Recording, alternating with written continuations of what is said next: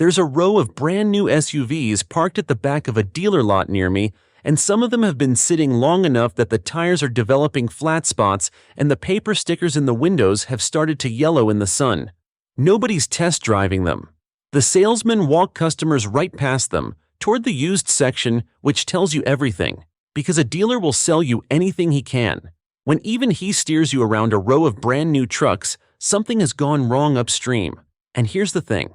Those SUVs aren't sitting there because they're expensive. Everything is expensive now. The average new vehicle in this country costs about $50,000, and people are still buying. They're sitting there because word got out. 380,000 owners filled out surveys about what their vehicles actually did to them in the real world. The results went public in December, and some of these machines got numbers so bad that people started walking into showrooms already knowing which row to avoid. I've had enough transmissions apart on a bench to know that when the fluid comes out gray and glittering at 11,000 miles, that's not bad luck. That's a decision somebody made in a conference room 2 years before the vehicle ever touched pavement. And most of what's on this list traces back to exactly that kind of decision. So today I'm going to walk you through the 9 SUVs from the 2026 model year with the worst reliability records in that data. Not opinions, not styling complaints, owner-reported failures, weighted by how expensive they are to fix. For each one, I'll tell you what's actually breaking, why it's breaking, and what to do about it whether you're shopping or already stuck with one. 2 things to stay for. Number 1 on this list isn't some exotic. It's a family hauler wearing a badge your neighbor trusts, and it didn't just land at the bottom of the SUV rankings. It landed at the bottom of the entire survey. Every car, every truck, everything. And the part that should genuinely annoy you, almost none of these failures came from bad luck. They came from one specific business decision that nearly every vehicle on this list has in common. I'll show you the decision before we're done. Stick around. First, where this data comes from, so you know I'm not making it up. Every year, one of the big consumer testing outfits surveys its members about the vehicles in their driveways. This round covered roughly 380,000 vehicles. 20 different trouble areas, everything from squeaky trim to dead transmissions, and the serious stuff gets weighted heavier, because a rattle and a $4,000 gearbox are not the same problem. The result is a predicted reliability score out of 100 for each model. Now here's the pattern I want you to carry through this whole list, because it's the thread that ties all 9 together. There used to be a way of building vehicles. You kept the proven engine and the proven transmission, you updated the body, and you let the drivetrain rack up its second million miles of validation in customers' hands after it had already earned its first million in testing. The new way is the opposite. New platform, new transmission, new electronics, new software, all at once, all in the same model year, and the first 2 years of paying customers become the durability fleet. Keep that in mind. Watch how many times it comes up in the next 9 vehicles. Let's count them down. Number 9. The Volkswagen Taos. This is Volkswagen's smallest SUV, the entry ticket to the brand, somewhere in the mid-20s to low 30s depending on trim. And for the second year running, the survey data ranks it as the least reliable subcompact SUV you can buy. The headline problem isn't trim rattles or a glitchy touchscreen. It's the engine. Owners are reporting major engine trouble on a vehicle young enough that the floor mats still smell new. Here's the mechanical reality behind that. The Taos runs a small displacement turbocharged 4-cylinder, and a small turbo engine hauling around a tall, heavy crossover spends its whole life working hard. High cylinder pressures, big heat swings, a turbo spinning at 6 figures worth of RPM inches from the exhaust ports. Engineers can absolutely make that recipe last, but there is zero margin for error in the design. Get one detail wrong, one tolerance, one cooling passage, one calibration, and you don't get a quirk. You get engine work, which is the most expensive category of failure a vehicle has. Think about what a turbo actually does. It takes exhaust heat that used to blow out the tailpipe and uses it to stuff more air into a smaller engine, so a 1.5-liter 4 can pretend to be a 2.5. Free power, on paper. But the pretending happens at higher pressures and higher temperatures. All day, every day, and heat is the enemy of every gasket, every seal, every bearing in the assembly. An engine that never gets to loaf is an engine that ages in dog years. The frustrating part is that a Gulf-based Volkswagen should be one of the sorted ones. This platform has been around. But the pattern holds. a stressed, complex little powertrain chasing efficiency numbers versus the old philosophy of a slightly bigger, lazier engine loafing along at 60% effort and lasting forever. If you're shopping this size of vehicle, the boring competitors from Japan are boring for a reason. Boring is what 200,000 miles feels like. Number 8. The Honda Prologue. Now this one deserves a minute because it's the sneakiest vehicle on the list. Honda finished 4th from the top in that same survey. As a brand, Honda is one of the most reliable names you can put in your driveway. And yet here's a Honda-badged SUV scoring a 25 out of 100. How does that happen? It happens because the Prologue is not really a Honda. Underneath, it's a General Motors electric vehicle. GM platform, GM battery architecture, GM electronics, screwed together in a GM plant in Mexico, with a Honda badge glued on at the end. It's a corporate sibling of another vehicle coming up later in this countdown, and it inherited the family's problems right along with the family's hardware. The failures owners report are what you'd expect from a first-generation electric platform. The electronics, the software, the systems that make a modern EV go. And here's the mechanism worth understanding. In an electric vehicle, software isn't a feature layered on top of the machine. It is the machine. The battery management, the charging handshake, the thermal control, the drive modes, all of it lives in code, and when the code is young, the vehicle is unreliable in ways no wrench can fix. The lesson is older than I am. The badge tells you who's taking your money, not who built the machine. 50 years ago, it was called badge engineering and it burned people then too. Before you buy anything, find out whose bones are actually under the sheet metal. The Prologue buyer thought he was buying Honda's reputation. He was buying somebody else's first draft. Number 7. The Kia EV9. Kia should be having a great year. As a brand, they landed 10th from the top, ahead of a lot of names that cost twice as much. Their cheap gas-powered stuff is genuinely well sorted these days.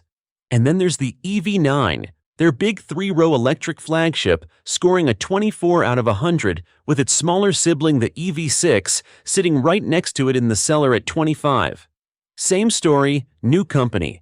The EV9 is Kia's first shot at a large electric 3-row family hauler, built on a fast-charging architecture with a mountain of new software running the show, and the early owners are the ones finding out where the sharp edges are. The reports cluster around exactly what young EV platforms always struggle with: the electrical systems, the charging behavior, the electronics that stand between you and the driveway. And understand what a failure means on a machine like this. There's no limping home on 3 cylinders.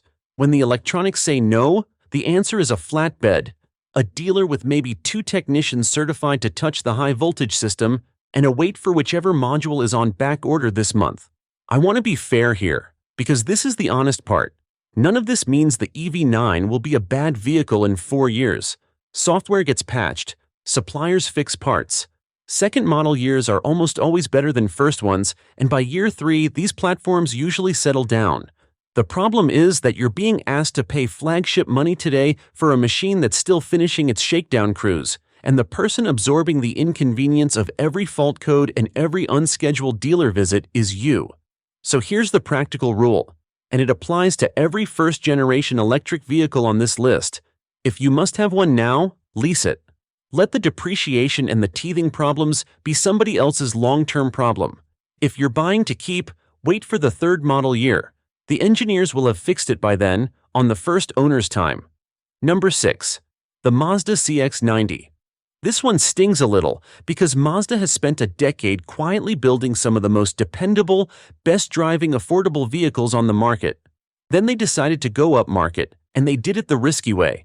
An all-new large platform, an all-new inline-6 engine, a new hybrid system, and a new 8-speed automatic transmission, all launched together in one vehicle. The result scored a 23 out of 100, and the plug-in hybrid version did even worse at 20. The transmission is the part worth understanding because it's a perfect example of a clever idea with consequences. For 70 years, nearly every automatic transmission has used a torque converter, which is basically 2 fans facing each other in a sealed donut of fluid. The engine spins one fan, the fluid drags the other one around. It's inefficient by a few %, but that fluid cushion smooths out every launch, every shift, every transition. It's why an old automatic feels like velvet. Mazda deleted the torquey converter and replaced it with a computer-controlled clutch pack, chasing efficiency and a more direct feel. On paper, smart. In the real world, that means software is now responsible for faking, in milliseconds, the smoothness that physics used to provide for free. Get the calibration slightly wrong and you get lurching, clunking, harsh low-speed behavior, and driveline complaints, which is a lot of what owners are reporting, along with hybrid system gremlins on the plug-in. Mazda will sort it. They always do, but once again, brand new everything, all at once, and the customers are running the validation program. If you're set on one, take a long test drive in stop-and-go traffic, parking lot speeds, cold engine, because that's where a clutch pack transmission shows its manners or doesn't. And skip the plug-in until it's had a couple more years of homework. The straight gas 6 is the least complicated version of a very complicated truck. Number 5. The Genesis GV80. Here's where it gets expensive. Genesis is Hyundai's luxury division, and the GV80 is their midsize flagship SUV, a genuinely beautiful machine that undercuts the German competition by real money. It also turned in one of the broadest failure lists in the whole survey. Not one weak system, practically all of them. Owners reported problems with the differential, the fuel pump, the fuel injection, the climate control, the steering, the suspension, and the electrical accessories. That's not a flaw, that's a menu. Its smaller brother, the GV70, made the list too, with its own greatest hits: fuel pump, drive system, climate, body hardware. And the electric GV60 scored a 21. The luxury arm is struggling across the board. Now here's the detail that tells you something real about how the car business works. In that same brand ranking, Hyundai finished 12th and Kia finished 10th. Genesis, the expensive division of the same company, finished 21st. The cheap cars are more reliable than the luxury ones from the same corporation. Why? Because luxury, as the industry builds it today, mostly means complexity. More motors, more modules, more sensors, more features, and every feature is a failure point. The $80 manual seat adjuster never breaks. The $1,200 massaging one does. And when it does break, you pay for the repair at luxury brand labor rates on luxury brand parts. A fuel pump is a fuel pump, but the invoice doesn't know that. Worse, a lot of those systems are stacked on top of each other, so the shop bills you 2 hours of disassembly just to reach the part that actually failed. The old mechanics had a phrase for cars like that: beautiful to look at, miserable to reach into. If you want the Genesis experience, buy one coming off somebody else's warranty after the problems have been fixed on their dime, or don't be surprised when the complexity tax comes due. Number 4. The Jeep Grand Cherokee. The Grand Cherokee practically invented the premium SUV in this country, and it's still Jeep's bread and butter. It's also the only Stellantis product on this list, which for that corporation almost counts as a good year. Owners are reporting steering and suspension problems, unusual noises, fluid leaks, and trouble with the drive system on a vehicle whose whole reputation is built on being the sturdy one. But the version I really want you to watch is the plug-in hybrid, the 4xe. Earlier this year, nearly 92,000 of those hybrids were recalled because they could suddenly lose propulsion while driving. Read that again. Not a rattle. Not a warning light. The vehicle can simply stop pulling. On the road, with your family in it. Here's why plug-in hybrids are the hardest thing in the industry to get right. You're not building one powertrain, you're building two complete ones, gas and electric, plus the clutches, motors, and software that hand power back and forth between them dozens of times per drive. Every handoff is a chance for the calibration to fumble. When a pure gas truck hiccups, it usually limps. When the digital referee between two powertrains gets confused, sometimes the answer it settles on is nothing, and nothing is what reaches the wheels. And the steering and suspension complaints on the regular models deserve a word too, because those aren't comfort items. Ball joints, bushings, steering racks, these are the parts holding your lane position at 70 miles an hour, and they're wearing out or acting up early on a truck that markets itself on capability. Noises and leaks are how a chassis tells you it's unhappy. Listen to it. If you want a Grand Cherokee, and I understand why you would, the practical play is the plainest, oldest powertrain in the catalog, the one with the most years of fixes behind it. The fancy drivetrain is the one doing its learning in your driveway. Number 3. the Chevrolet Blazer EV. This is General Motors' mainstream electric SUV, and its score was a 19 out of 100. To put that in perspective, that's the vehicle the Honda Prologue is based on. Same bones, same plant, same problems. 2 badges. The Blazer EV had one of the roughest launches in recent memory. Within months of going on sale, the software problems were so widespread that GM stopped selling it entirely for a while to sort out the code. And the current survey data says the pain didn't end there. Owners report faults with the battery system, the climate control, the electrical accessories, the in-car electronics, plus assorted noises and leaks for garnish. One owner reported that a single battery sensor threw a fault, and the vehicle responded by shutting down the entire battery system on a holiday with the family waiting. That story is the mechanism, right there. A modern EV is a network of computers that happens to have wheels. The battery pack is guarded by layers of sensors and protective logic, and that logic is deliberately paranoid because the one thing it must never allow is a damaged battery doing something dangerous. So when a $40 sensor lies, the software doesn't shrug. It pulls the plug on the whole vehicle. The protective instinct is correct, but it means a trivial part. Failure can strand a $60,000 machine, and until the sensors and the software mature, the owner lives at the mercy of the weakest chip in the network. The old iron failed gradually and told you why. This fails instantly and tells you to call the dealer. Number 2.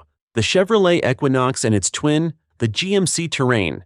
These are the volume players, the compact SUVs that GM sells by the hundreds of thousands to ordinary families. And that's exactly why this entry matters more than any luxury flop. Both were redesigned for the 2025 model year. Both landed at the bottom of the compact SUV class, and both are reporting the same trio of failures, because under the different grills, they're the same vehicle. Failure 1, the transmission computer. The gearbox hardware may be fine, but the module telling it what to do loses the plot. Failure 2, and this is the one that makes my jaw tighten. Severe transmission fluid, leaks that can't be fixed from underneath, because the seal that's weeping is buried inside the assembly. The repair requires removing the entire transmission from the vehicle. That's not a repair, that's surgery, hours of labor on a vehicle that may barely be through its first set of tires. When a leak is designed in a place where fixing it means pulling the gearbox, somebody prioritized assembly line speed over the poor guy who'd have to service it later. Failure 3. The body control module, which is the little computer that runs the locks, the lights, the wipers, the electrical housekeeping. When it glitches, the vehicle behaves like it's haunted. Both of these were all new for 2025. Both are broken in year 1 and 2. Say the pattern with me at this point, and think about the scale for a second. A luxury flop hurts a few thousand well-off buyers. The Equinox is one of the best-selling SUVs in America, bought by people stretching to make the payment in the first place, people for whom a surprise week without the vehicle means missed shifts and borrowed cars. When the volume model is the broken one, the damage isn't a statistic. It's spread across 100,000 driveways, and they're not even the worst GM built that year. Number 1. The GMC Acadia. Here it is. A 3-row family SUV. Redesigned for 2025, wearing a badge that's been on trucks in this country for over a century. And in a survey of 380,000 vehicles covering everything on the market, the Acadia didn't just finish as the worst SUV, it finished dead last. Period. The testing outfit pulled its recommendation entirely. The failure list reads like a shop's monthly revenue plan. Transmission faults, fluid leaks that, just like its Equinox and Terrain stablemates, require the entire gearbox to come out of the vehicle to fix. Brake problems, and in-car electronics that fail persistently on a vehicle whose entire dashboard now lives inside those electronics. Step back and look at what the top of this countdown actually is. Number 3, the Blazer EV. Number 2, the Equinox and Terrain. Number 1, the Acadia.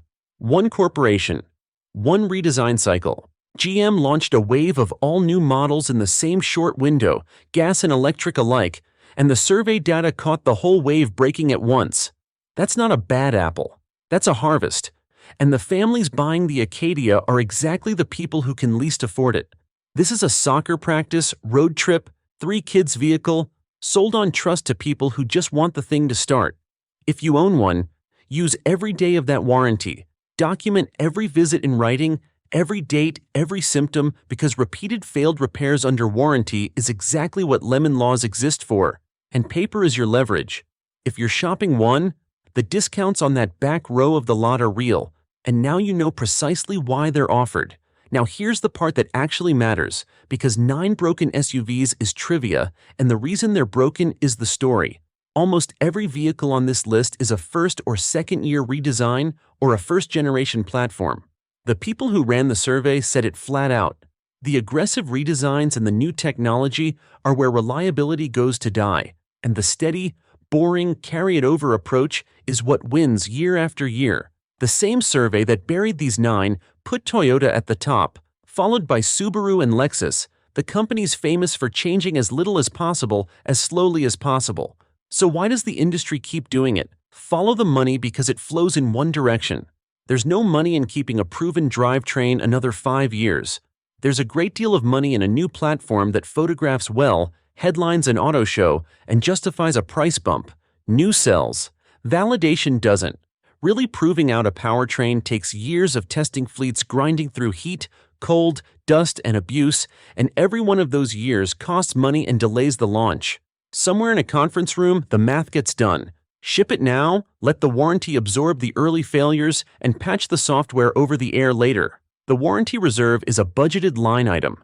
Your Saturday in the service lounge is not on their spreadsheet. And notice who else does fine here. The dealer's service department stays booked. The finance office gets a shot at the trade-in when a frustrated owner gives up on a 2-year-old truck. Even the failures feed somebody. Nobody planned a conspiracy. Nobody had to. Every party in the chain simply did what paid them, and the sum of all that quiet, reasonable, quarterly logic is a family sedan-height truck that can't hold its own transmission fluid, sitting in a driveway attached to an $800 monthly payment. Here's what I keep coming back to. A machine owes you 3 things. It should work. It should fail honestly, gradually, with warning, in ways a person can understand, and it should be fixable by somebody other than the people who sold it to you. The old iron, for all its crudeness, mostly kept that bargain. Rebuilding everything from scratch every 4 years and shipping the rough draft breaks it, and what gets lost isn't just money. It's the basic dignity of being able to trust your own equipment.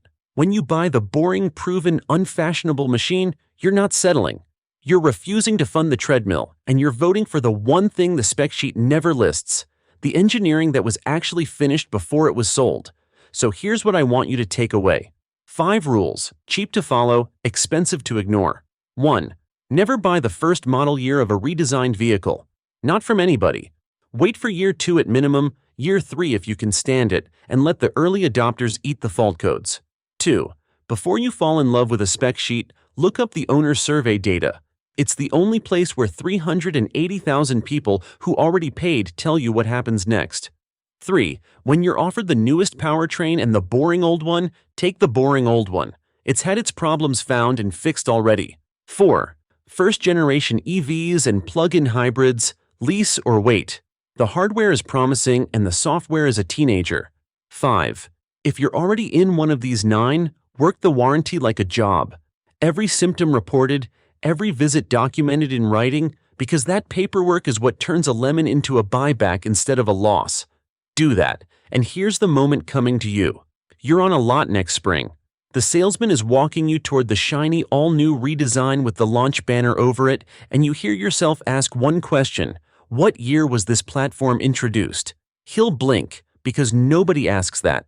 And you'll walk past the banner to the dull, proven, mid-cycle model 3 rows over and drive it for 200,000 miles while the early adopters keep the service department warm.